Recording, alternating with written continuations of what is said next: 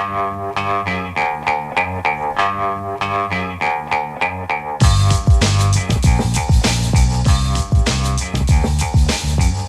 Lehrer on WNYC. Now we turn to the Trump administration's latest moves and interests in the Venezuelan oil industry. We'll do that New York-related focus later. Right now, the Trump administration's latest moves and interests in the Venezuelan oil industry and how it might affect the United States and Venezuela. As CNBC describes it today, President Donald Trump said interim authorities in Venezuela will turn over between 30 million to 50 million barrels of oil to the United States. They report Trump said that the oil will be sold at market price and the money will be controlled by me. This is a Trump quote. The money will be controlled by me to ensure it is used to benefit the people of Venezuela and the United States. Also in his press briefing on Saturday, following the U.S. strike and the capture of Maduro and his wife, Trump made clear his intentions for expanding oil extraction. He said this: "We're going to have our very large United States oil companies, the biggest anywhere in the world, go in, spend billions of dollars, fix the badly broken infrastructure, the oil infrastructure, and start making money for the country." So a little background. Venezuela is reported to have the largest crude oil reserves in the world and was once one of the biggest global oil producers. A few decades ago, the country produced more than 3 million barrels a day, according to NPR. Today, Venezuela produces about 1 million barrels a day, or roughly 1% of global oil output. For comparison, the U.S. produces about 13 million barrels a day, 13 times as much as the traditional oil country of Venezuela. But reviving Venezuela's oil industry after decades of disinvestment would likely take many years and billions of dollars, as the president said in that clip. Oil prices are down, having fallen more than 20% in the past year. That could prove to make it a hard sell for American companies to decide investment is worth their while. And revitalizing another country's oil industry might be a hard sell to the American people. Meanwhile, the U.S. is continuing to seize oil tankers coming from Venezuela. This is another development today. This morning, the U.S. seized what they call a Russian-flagged oil tanker in the North Atlantic after, quote, chasing the Venezuela-linked vessel across the ocean as it headed toward Europe. That's a quote from Politico. Apparently, this was allegedly, according to the United States, one of those tankers that was taking sanctioned oil, which was not supposed to be sold to Russia, toward Russia. So joining us now to talk about the future of Venezuela's oil industry, where the U.S. oil companies will even get involved, and provide a bit of historical context to all this, is Rebecca Elliott, New York Times reporter, covering the intersection of energy and politics. Her latest articles say reviving Venezuela's flow of oil will not come easily or cheaply, and that one U.S. company, Chevron, could reap the biggest rewards. Rebecca, welcome to WNYC. Thank you for coming on. Thank you so much for having me, Brian. So let's start on this quote from President Trump yesterday that Venezuela would be providing 30 million to 50 million barrels of oil to the U.S., and he pledged to use proceeds from the sale of this oil, quote, to benefit the people of both countries. Are you familiar with that deal and how it would work? Yeah, it's really a remarkable statement from the president, and Energy Secretary Chris Wright reiterated those plans this morning at an energy conference in Florida, going even farther, actually, and saying that the U.S. planned to control the sale of Venezuela's oil indefinitely. The White House has said it reached a deal with Venezuela's interim government to this effect, though we have not had public confirmation yet from the leadership in Caracas. You write, Venezuela is widely believed to have the world's largest reserves of crude oil, and for a time the country exploited its resources with aplomb. In 1997, it pumped almost 5% of the world's oil. Can you just put that in perspective for us? How big of a deal was 5% and who was profiting? Venezuela used to be a very big player in the global oil market.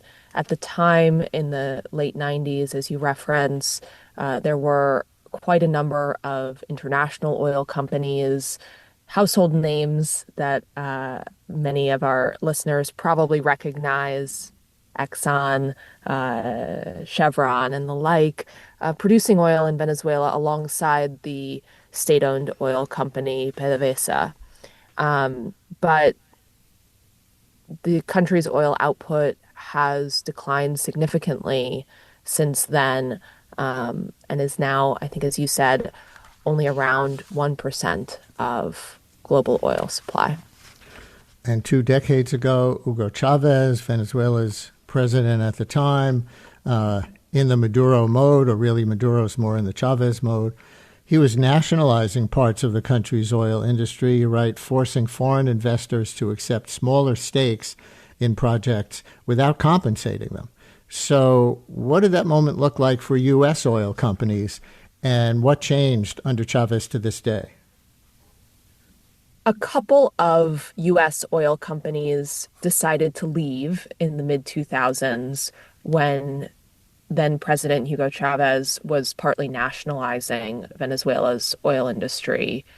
ExxonMobil, ConocoPhillips said, no, thank you. And the Venezuelan government seized their assets, and those companies have been pursuing claims valued in the billions against Venezuela's government for years, largely unsuccessfully. They've had a very hard time collecting on those claims.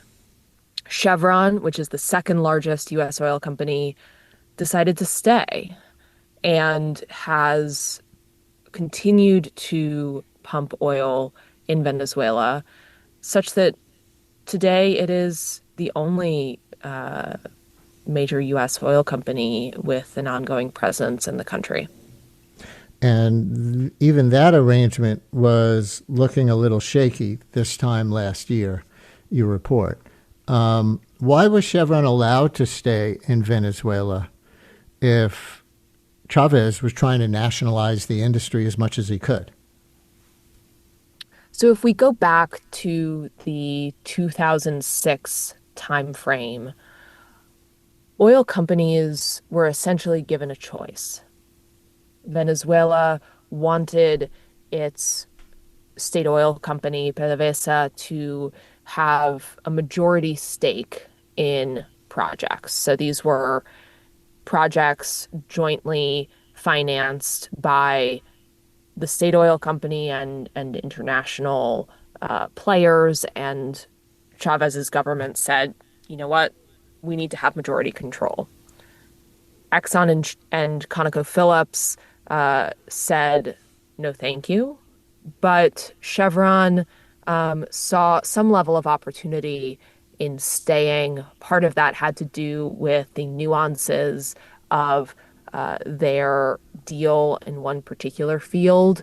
But it basically made a bet that it made more sense to stay longer term. And why did the U.S. government allow Chevron to stay? My understanding is that that's the only Western oil company with the U.S. government authorization to export oil from Venezuela. So there's Venezuela permission on the one side, with Chavez trying to nationalize as much as he could. And then there's the U.S. trying to crack down on Chavez's Venezuela, withdrawing its authorization for oil companies to work there, except Chevron. How come? Chevron's position in Venezuela has been tenuous, as you note. The Trump administration has kind of gone back and forth on whether Chevron ought to have permission to continue operating in the country. Early last year, the president even said, you know what, we're revoking your permission, Chevron. But there was a fierce lobbying effort on Chevron's part last year, and the president reversed course. Go ahead. Yeah, I'm sorry. Go ahead. You go. So all of the details about the thinking there and why the president changed his mind, we're continuing to explore that. But one of the big arguments has been that it makes sense to continue to have some U.S. presence in Venezuela. And this is, arguments from folks who want to see Chevron stay. With Rebecca Elliott, New York Times reporter, covering the intersection of energy and politics, here on the day after President Trump announced that the U.S. is going to get 30 million to 50 million barrels of oil from Venezuela to be sold at market price. He said the money will be controlled by me to ensure it is used to benefit the people of Venezuela and the United States. So explain a little more about that quote, and listeners will take some of your calls in a minute, 212-433-WNYC, and texts 212-433-9692.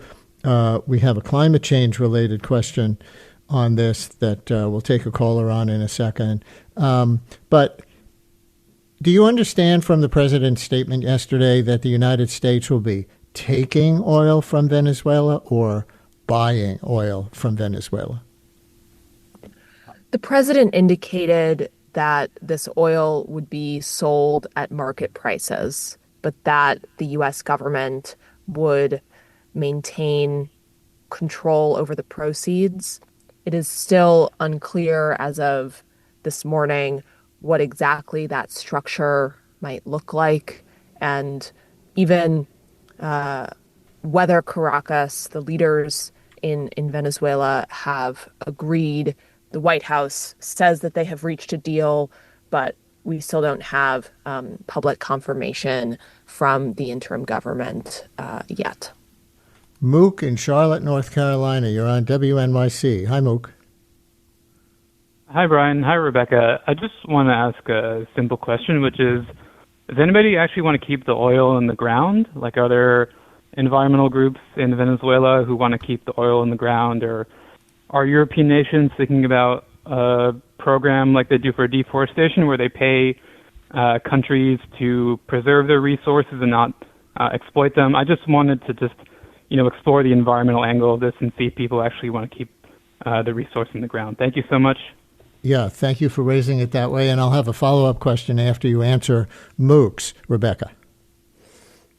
Mook, that's a very good question, particularly because not all oil is created equal. And as you may know, Venezuela's oil is particularly heavy and dense and carbon intensive to produce. And so, yes, I would say there are certainly concerns about kind of the relative environmental harm that comes from producing oil in Venezuela versus somewhere like the United States that has lighter, more viscous oil. I will say that there are a lot of refineries in the United States and elsewhere that were built many decades ago when places like Venezuela were producing more of this heavy oil, and these facilities are configured to run on heavier crude. And so to this day, there remains considerable appetite in the oil market for the kind of oil that Venezuela produces, though, as you note, the environmental considerations are real. And certainly many environmental groups are particularly worried about ongoing production of heavy crude. And you actually answered the follow-up question that I was going to ask about the nature of the oil from Venezuela compared to oil from elsewhere. It is actually a more carbon-producing, more climate-polluting kind of oil than from a lot of other places. Has that affected its marketability anywhere? Or, as Mook was asking, EU sanctions, or let's say just refusal to purchase it based on environmental concerns? That's a very good question.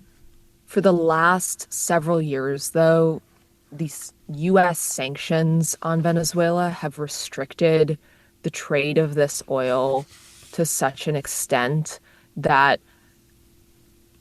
I don't know if we know the answer, if that makes sense. The vast majority of Venezuela's oil, because of U.S. sanctions, has been going to China, with a very small amount being sent to the United States and refineries along the Gulf Coast via Chevron, which, as we've discussed, has U.S. authorization that is unique to continue operating in Venezuela. Right. And as people around the U.S. try to understand, why is he doing all of this again? What's in it for the United States? And some of it is money, obviously, from these kinds of transfers of oil and sale of oil, with the U.S. as at least a middleman in these, the way it's being described, but also to block Venezuelan oil from going to places where the United States doesn't want it to go. There are sanctions on Russia, which a lot of Americans from left to right support because of Ukraine and other abuses. And some of these tankers that the U.S. has been targeting, and the one that they say was approached, if not seized, in the North Atlantic under a Russian flag in the last day. This seems aimed at stopping Venezuelan oil from going to Russia and maybe to China. I don't know. Do you have an understanding of what that part of this is about? I think one thing to keep in mind is that oil is a commodity. And if it cannot flow to one place, it will make its way to market at a certain price somehow. And so... a black market. Exactly. And that is how Venezuela has been exporting its oil, most of its oil, for several years now. And so the U.S., the partial blockade that the U.S. has put in place to prevent vessels from entering and exiting Venezuela has been designed to interrupt this, as you call it, a black market. And one of the tankers that U.S. forces have been pursuing was not actually full of oil, but we just learned this morning that the U.S. had boarded this vessel in the North Atlantic. Here's a text from a listener that says, when U.S. oil companies were controlling the oil of Venezuela, they did little to nothing to help the people of Venezuela, which is probably why they elected someone who nationalized the oil industry. Why would anyone believe that the U.S. would now be helping them by taking what Trump calls his oil? Do you think that's historically accurate, that before Chavez, when U.S. oil companies were controlling a lot of the oil of Venezuela, that they did little to nothing to help the people of Venezuela? We certainly hear a lot about how the economy, including the oil economy, has gone downhill under Chavez and Maduro. What about when U.S. companies were in more control, if you know? Yeah, that piece of history, well, very interesting and a great question, is outside of the bounds of my expertise. Though I do think it's important to keep in mind how central oil is as a source of revenue to Venezuela's government, to the economy there. And so the inability to move as much oil out of the country has had a very significant effect on the economy there. One more history question from Carol in Manhattan. Carol, you're on WNYC with Rebecca Elliott, who reports on energy and politics for the New York Times and has been covering the Venezuela situation from the oil perspective. Hi, Carol. Yes, hello. It's my understanding that the Koch brothers, Charles being alive, and the Heritage Fund are the reason why Trump, who is receiving huge amounts of money from them, has made the crude oil from Venezuela the only recipient of Venezuelan oil in Houston, Texas refineries, and the state and the slush fund that exists between the Koch brothers, the Heritage, and the Trump organization is reason enough to precipitate what happened in Venezuela. Are you also saying that they're connected to Chevron in particular, as opposed to other U.S. oil companies which aren't having this advantage? Yes. Anything on that, Rebecca? And then we're out of time. I can't speak to that specifically, though I will say that a large share of the U.S. oil industry was really taken aback by the events of Saturday when U.S. forces seized Venezuelan President Nicolas Maduro, and when the president later made a number of assertions about U.S. oil companies returning to Venezuela. This came as a big surprise to a lot of folks. Rebecca Elliott, energy reporter for the New York Times, thank you very much for joining us today with all this context. Thank you so much for having me.